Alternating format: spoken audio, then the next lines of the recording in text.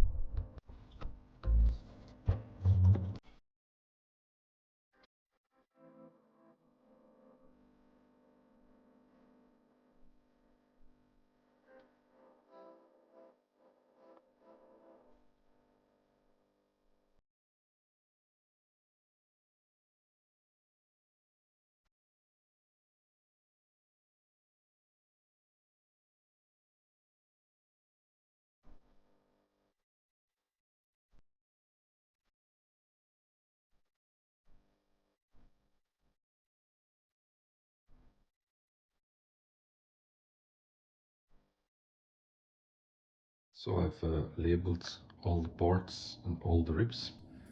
Now we're going to see whether they fit nicely on this false keel before gluing them together. So I did not sand them already.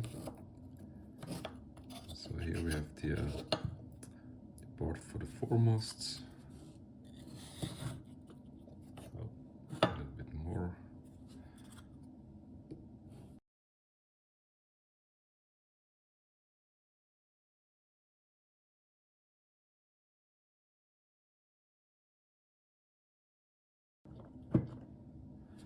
So all ribs fit in very smoothly, very nicely. I've been accustomed to other skeletons where I have to adjust the ribs plenty, but here it's quite okay. What I'm going to do now is I'm going to prepare some kind of holder to place the false keel in. So it's on a 90-degree angle, and then it's much easier to attach and to glue the ribs, because these have to be very nicely attached in a 90-degree angle before you can even think about attaching the deck. So I found myself a nice piece of wood.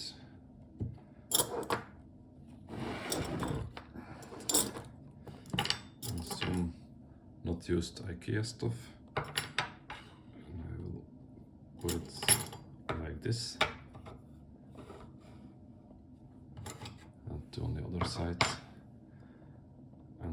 creates a nice working place for the skeleton. Of course, all materials can be reused after there's no longer use of them. So I made this holder where I can put the false keel.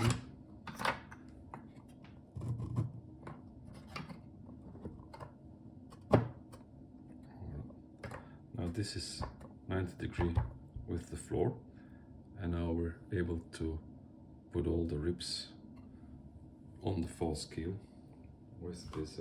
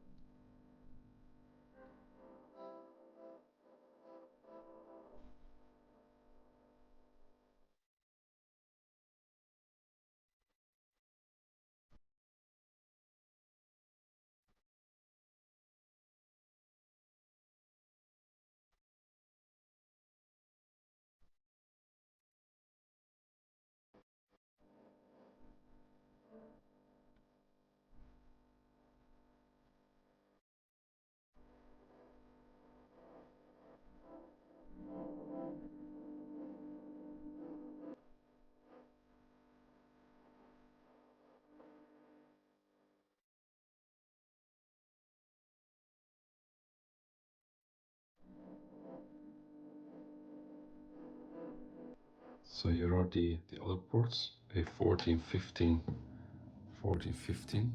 It's to hold the mast structures, and then you have the reinforcement on the stern and the keel, but these are the same thickness. So I'm going to cut them out. So the smaller parts to attach on the false keel have been cut out. The ribs are now completely dry, and I attached the decks to see if everything fits. You can see that it fits nicely. There is no room between the false keel and the deck, but what worries me a little bit is that the deck is somehow curved, so I don't know if it's a good idea to do the planking of the deck before, or should I just put the deck now on the false keel and the ribs and the planking afterwards. I think I'm going to glue this one together and then do the planking as it is now. But before, I'm going to attach the smaller rib parts. So I'm going to remove the deck part. So you see it's also a little bit curved.